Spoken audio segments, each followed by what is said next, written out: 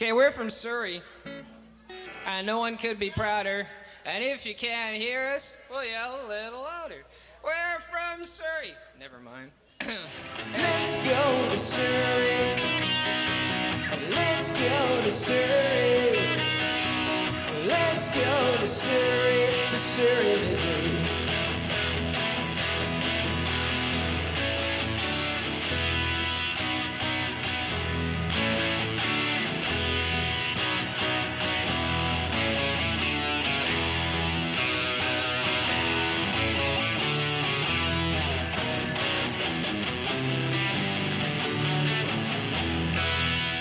Well, hello there, music fans. This is a very special episode of Music is a Journey because I'm going to tell you about a wonderful place, a beautiful land of milk and honey and other things that you can find in the supermarket, such as Captain Crunch cereal and sliced deli meats. Of course, I'm talking about my hometown of Surrey, British Columbia, Canada. It's a beautiful land of fields and forests and rivers and adult video stores. Surrey is the place to be. Surrey is the place for me. Surrey was a municipality, the place where I grew up, with a population in 1975 of about 60,000. And the population is currently, I think, over 600,000. Surrey is one of the most rapidly growing cities in Canada, if not the most rapid. I mean, what the heck do I know? I haven't lived there for 25 years. But it certainly has changed a lot. Where there were once woodlots and just open meadows, there are now townhouse estates and high-rises. Surrey is rapidly growing and trying to establish a clean reputation for itself, I think. However, it probably has never lost the impression that stuck with it since the 1970s, when it was the headquarters of the Hells Angels. In fact, even growing up in the 1980s and going to school, there were Surrey girl jokes, none of them clean. But anyway, we're not here to talk about the bad side of Surrey. Surrey has produced many wonderful things, certainly a lot of cranberries as far as I recall. And musically related, Surrey has produced one of probably the greatest entertainment acts Canada has ever known. Well, at least the lower mainland of around Vancouver has ever known. And of course, I'm talking about No Fun. Become communists. Swear openly.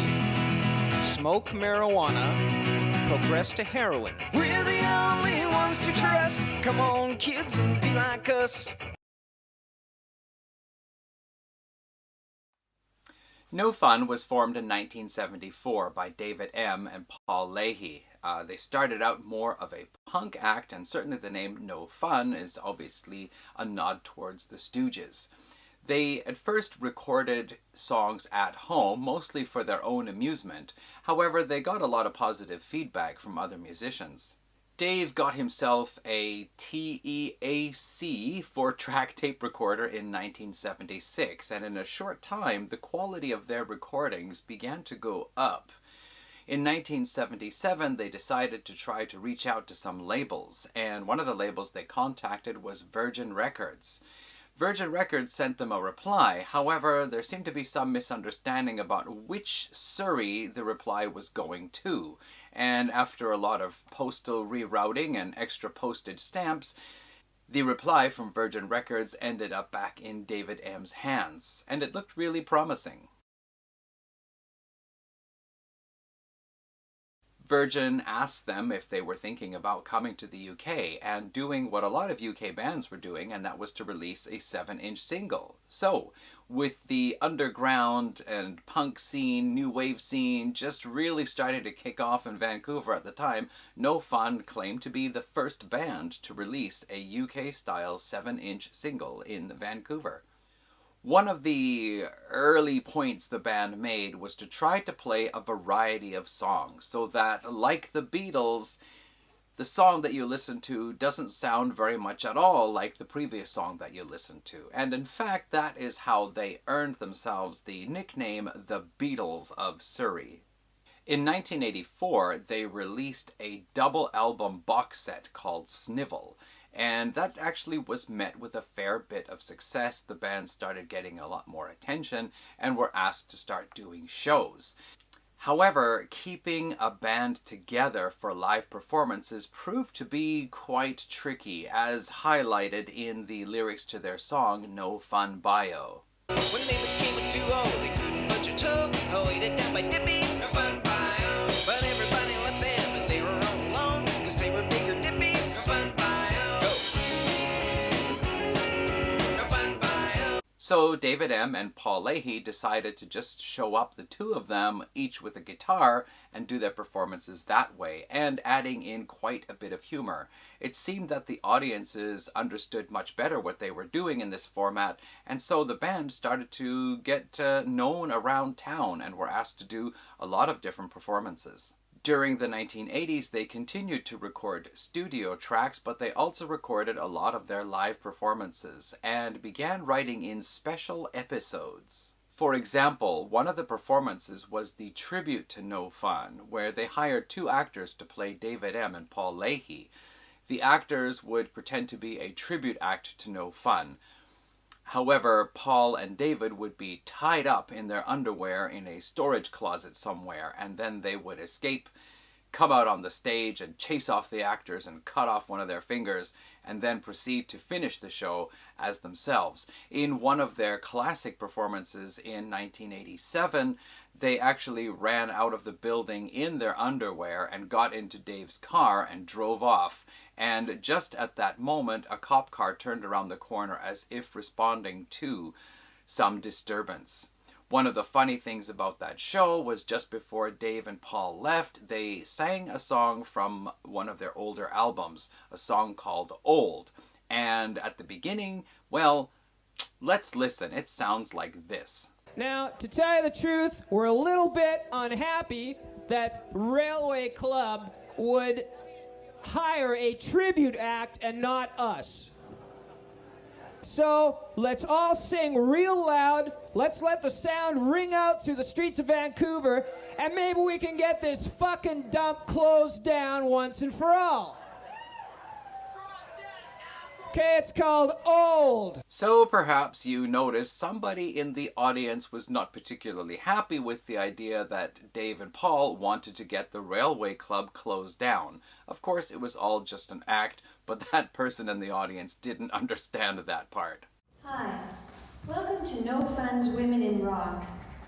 First of all, I wanted to say to those idiots at Step Magazine that my name is Pico, not Lisa. No wonder their stupid magazine went under. One important member to be part of the No Fun scene was Pico, aka Penny Borg. She was David's girlfriend from 1984 to 1996. She originally appeared on a No Fun recording called Another Loathsome Date, which appeared on the 1984 release Snivel. After that, they started finding ways to include her in the shows and in other recordings, and she became a regular third member of the band. After she decided to take her life in a different direction, she left, but she was never replaced. No Fun continued with David and Paul. Actually, Dave points out that there were never any official members of No Fun. There were just people who were part of the No Fun gang. And one such person was a guy going by the name of Lester Interest, otherwise known as Glenn Livingston, who worked for CFMI, an FM station in Vancouver. When No Fun were sending out recordings to different radio stations, their record ended up in Lester's hands, and it was given to him because he was the local radio station music nut who was into everything that was happening in the Vancouver scene there in the late 70s and early 80s. He called David to offer some advice, and after that, a friendship was struck up, and Lester became an important part of the No Fun gang, often helping to write ideas for shows, becoming the de facto manager as well as a hilarious, skinny, grumpy Santa for Christmas performances.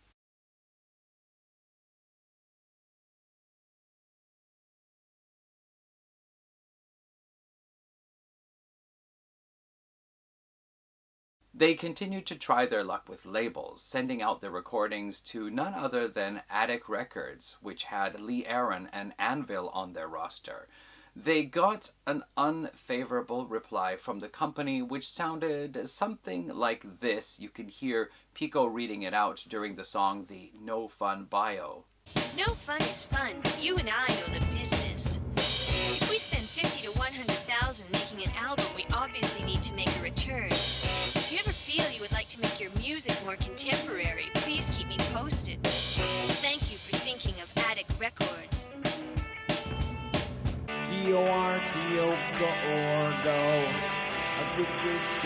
Gorgo. One very important part of the No Fun live shows was their sponsor, Gorgo. What the heck is Gorgo? Yes, well, it was an early 60s British monster movie that was their response to the Japanese series on Godzilla.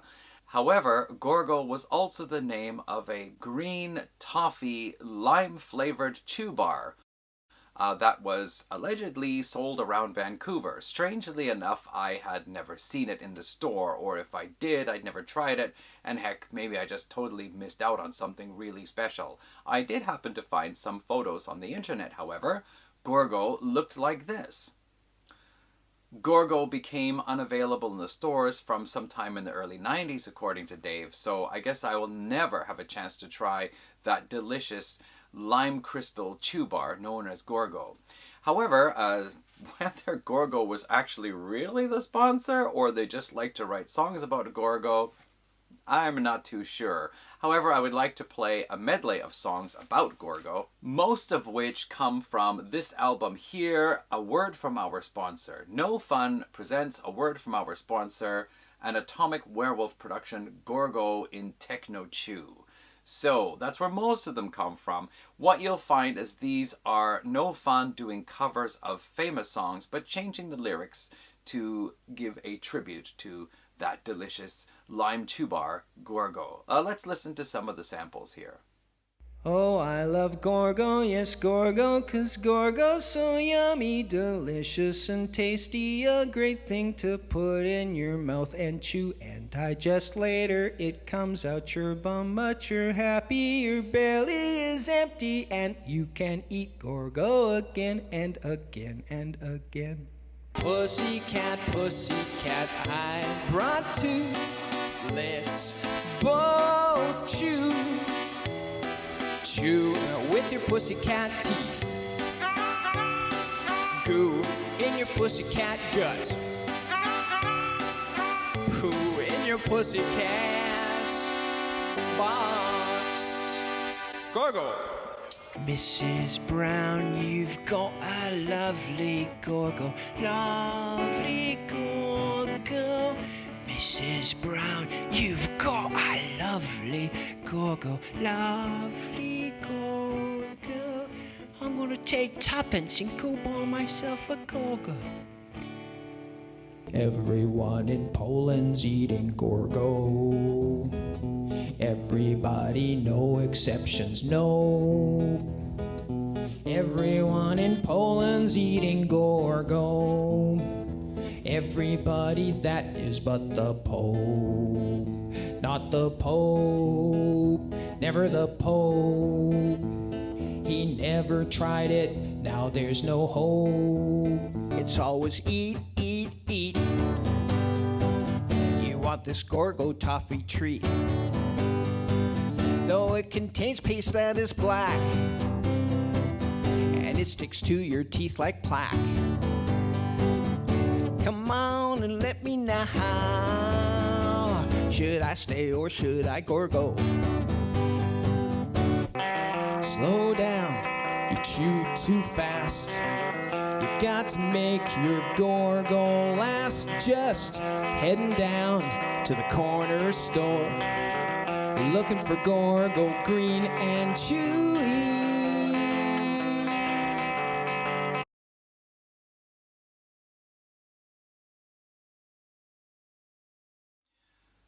In the area of Surrey formerly known as Whalley, but now known as Surrey Central, there was an office building called Nova Place, where my father had an office for his insurance company, and the owner of the building also made my father the manager of the building. Down on the first floor was a store called Reminiscing Records, where I went in sometimes. And no, I did not buy any No Fun recordings at the store. I did buy this Yardbirds album, Roger the Engineer, for, wow, $19.99. $19.99 back around the late 1980s. But that's not what we're talking about. Reminiscing Records was run by Al and Kathy Stonehouse. However, it is through Reminiscing Records that I first became acquainted with No Fun, because Pico was often seen working in the store there, and sometimes I'd talk to her a little bit. There was also this other fellow who sometimes worked in the store, a guy with long black hair who stood looking a little bit uncomfortable at the back, almost looking like as if he didn't want anyone to come up and ask him any questions, although I'm sure if we had asked if there were any No Fun cassettes for sale, he might have been very happy to hear that. Yes, I heard that that was Pico's boyfriend, Dave, and that they were both members of a band called No Fun. I guess it is through that I heard about the song Let's Go to Surrey Today, which has always stuck in my head and remained with me, as well as a song called A Song a Girl Would Sing, which was sung by Pico. Now, I had the chance to talk to Pico a lot more often, and I think I never actually spoke to Dave. He just always looked like he didn't really want to be there. So anyway, as a little bit of a roundabout story here, midway through, it is exactly because of Let's Go to Surrey Today and No Fun that I am doing this video, because a few months back, the channel All the World's a Stage, which has disappeared, Steve was talking about a record, the debut album by the band Jellyfish, and I recognized the album cover. I remember seeing that record in the store Reminiscing Records. And then, shortly after seeing his video, that CD came up for sale on Yahoo Auction, and so I bought it. And that reminded me of Reminiscing Records, and so I thought about No Fun, and I decided to look up to see what No Fun were doing these days, if they were still around. And that led to all the information that led me to contacting Dave. Now, back to the story of Reminiscing Records and No Fun. Al and Kathy were going to sell the store to Dave, but a couple of weeks before the deal was to go through, they backed out of it. And who knows if that was not maybe the best thing. I mean, the 1990s rolled about, and vinyl kind of went out of fashion quickly. It could have still turned into a CD store, or perhaps just a CD store. But not that far away. A&B Sound had opened up a few years earlier, selling lots of CDs and cassettes and whatnot, so I don't know. Anyway, regardless of that, No Fun continued on through to the 1990s and into the 2000s. I'm gonna fall. Pick me off the wall. I'm in trouble. I'm seeing trouble. In 1982, No Fun recorded a song called Paul is Dead. Now, this was actually released as a bonus track on a single, Here Comes Jesus, paired with Swimming Pool. The thing was that the track was on backwards, so you would have to record the cassette onto a reel-to-reel tape and then play that backwards in order to hear the song. It was a take on the Beatles story, the idea that Paul McCartney was dead, and there are some references in the lyrics to the Beatles as well. And, you know, being the Beatles of Surrey, it kind of made sense that they would do something like this, considering they had a band member named Paul. Unfortunately, the way things went, Paul was diagnosed with terminal throat cancer in 2016, and he passed away in January of 2017, the night before a No Fun tribute gig was to go on. Dave showed up by himself to play the show, and the first song that he sang was Paul is Dead. Last poor Paul, we knew him well. Too bad he had to die and go to hell. He hoped that someday he'd go far. He blew his mind out in a car. Now Paul is dead. His rock career is out the door. Leahy ain't around anymore.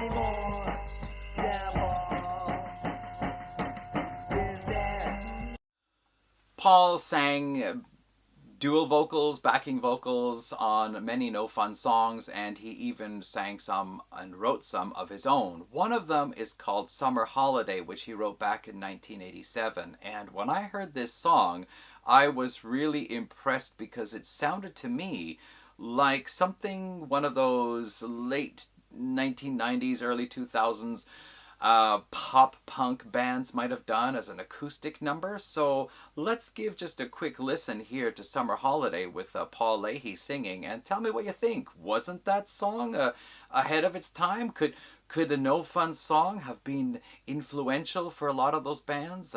Who knows, but you decide for yourself. Everything's okay on a summer holiday. On a summer holiday, he's got a lot to say. Jimmy ran away from his home and family. So where is No Fun at today? Well, David M. continues on the band. Paul is no longer around. Pico is off selling real estate.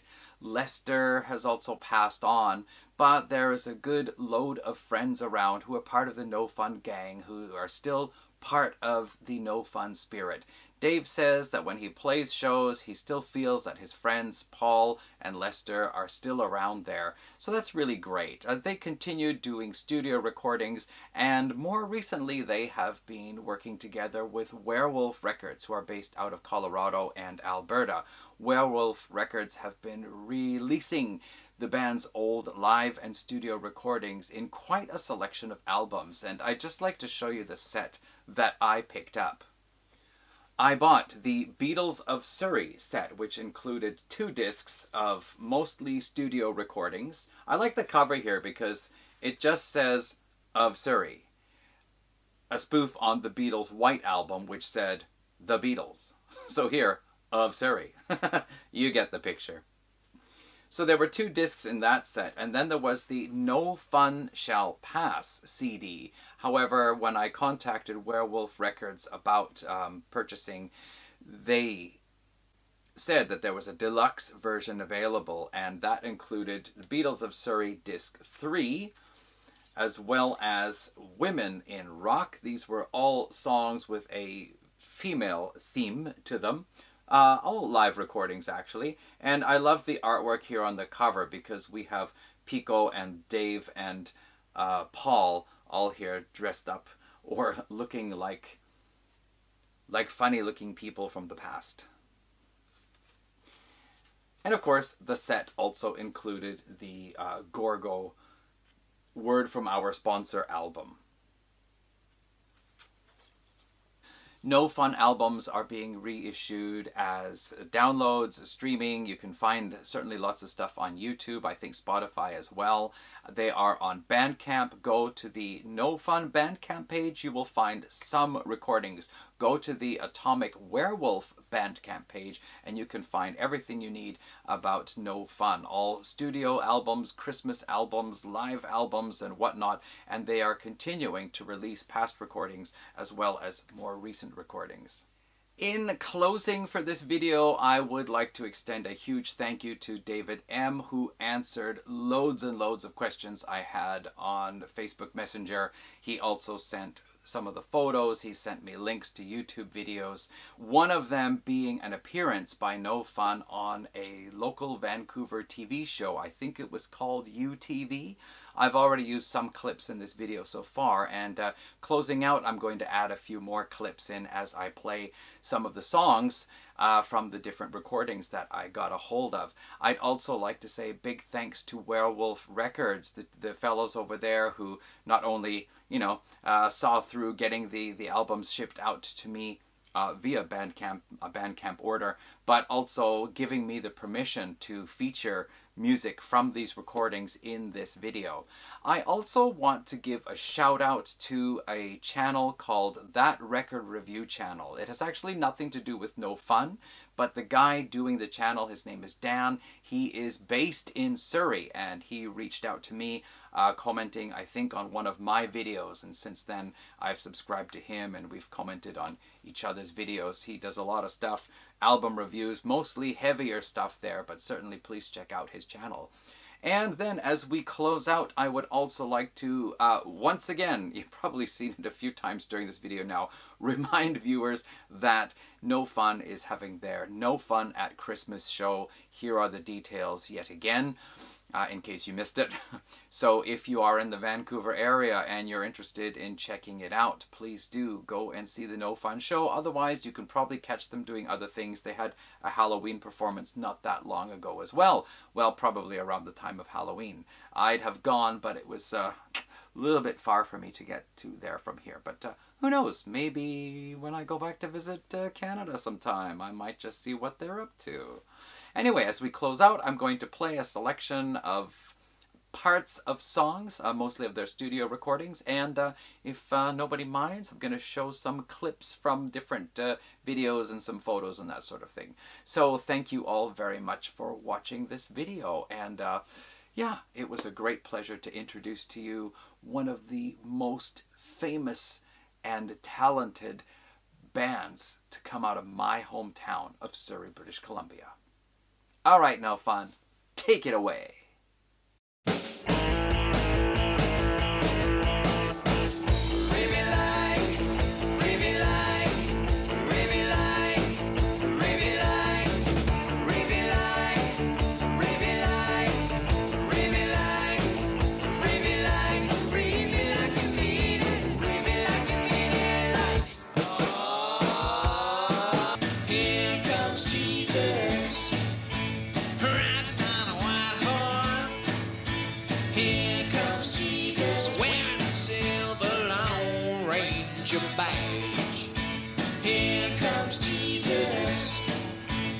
Wasting all the bad guys. I like green collar tickets. I like twirling the tickets. I thought never was what you did. Thought I knew what I was doing. I was going crazy, but now I'm back to normal again. I was going crazy, but now I'm back to normal again. I said to God, give me a clue to why things go the way that they do. I know you know, cause knowing's your gig. And how life works, I cannot dig. It's just a work, drink, fuck, die. Work, drink, fuck, die. Life's like that, it's no lie. Work, drink, fuck, then die. Nobody thought it was the end of us all. Nobody called it a civilization's fall. Nobody fought it. It didn't seem like fun. Nobody knew that it replaced everyone. It came from heaven. It came from heaven. It came from heaven. It came from heaven. We don't want to get good press. Needy eyes meaningless.